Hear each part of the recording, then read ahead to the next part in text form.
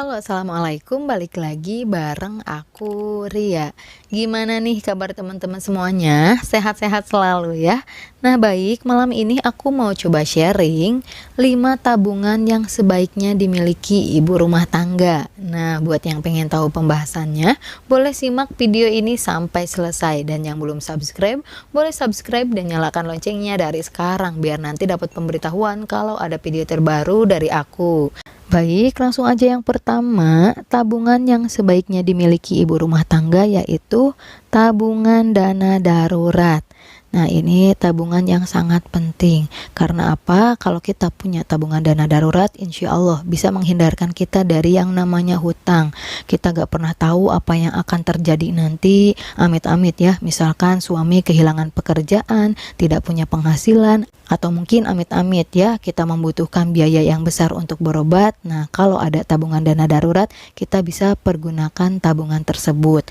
Maka dari itu, usahakan penghasilan berapapun, sisihkan sebagian untuk menabung dana darurat. Meskipun penghasilan sedikit, kalau kita punya niatan yang benar-benar kuat, insya Allah bakalan bisa ya. Kita kesampingkan yang kurang penting, jajannya libur dulu, jalan-jalannya libur dulu, yang penting kebutuhan dan menabung dana darurat.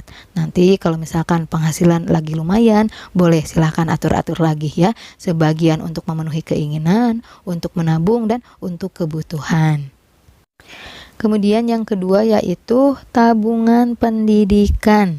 Nah, untuk bunda yang anaknya masih kecil, ini waktu yang tepat untuk menabung tabungan pendidikan ya. Jangan mikir masih lama ini kok masuk sekolahnya.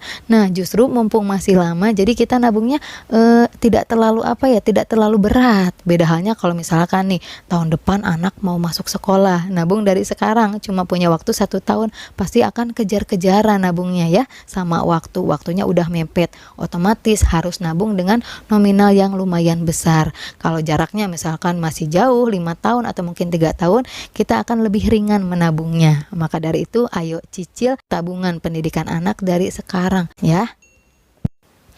Kemudian yang ketiga yaitu tabungan hari tua.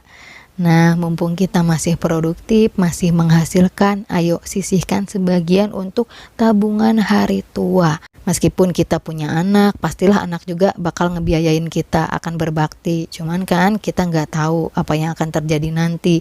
Takutnya penghasilan anak pas-pasan untuk keluarganya. Nah, jangan sampai kita menjadi beban untuk anak. Maka dari itu tidak ada salahnya kita mempersiapkan tabungan hari tua dari sekarang. Tapi alhamdulillah kalau misalkan punya anak yang soleh, solehah, kemudian rezekinya lancar ya, kita bisa dibantu sama anak kita. Cuma ya balik lagi kata aku tadi, apabila kemungkinan buruk terjadi, kalau kita sudah mempersiapkan tabungan hari tua dari sekarang, insya Allah ya kita bisa menikmati hari tua dengan tenang. Kemudian yang keempat yaitu tabungan untuk pengeluaran yang sudah pasti.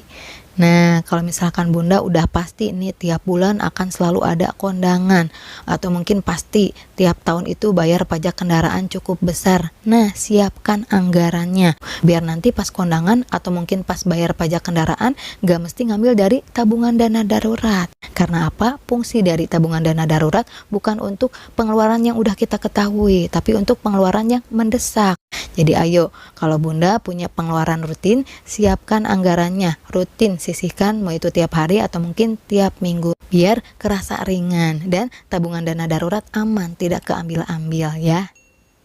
Kemudian yang kelima yaitu tabungan target. Nah, kalau sekiranya penghasilan lumayan, boleh sisihkan untuk menabung target. Agar apa? Kita ada perkembangan, ada kemajuan dari waktu ke waktu, ada pencapaian dari hasil kerja capek ya.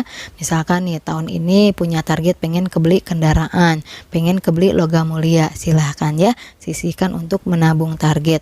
Tapi kalau misalkan penghasilan gak seberapa, gak bisa nih nabung, kata Ria tadi harus nabung dana darurat, nabung tabungan pendidikan, kemudian tabungan hari tua, tabungan pengeluaran yang sudah pasti, ditambah tabungan target, gak bakalan cukup nih uangnya. Enggak apa-apa, gak usah maksain, utamakan aja satu, menabung dana darurat, karena itu amat sangat penting, bisa menghindarkan kita dari yang namanya hutang. Nah, jadi itu dia ya teman-teman 5 tabungan yang sebaiknya dimiliki ibu rumah tangga. Di antaranya tabungan dana darurat, tabungan pendidikan anak, tabungan hari tua, tabungan untuk pengeluaran yang sudah pasti, dan tabungan target. Aku doain mudah-mudahan kita semua selalu diberikan kesehatan, rezeki yang halal dan barokah. Amin ya Allah ya Rabbal Alamin.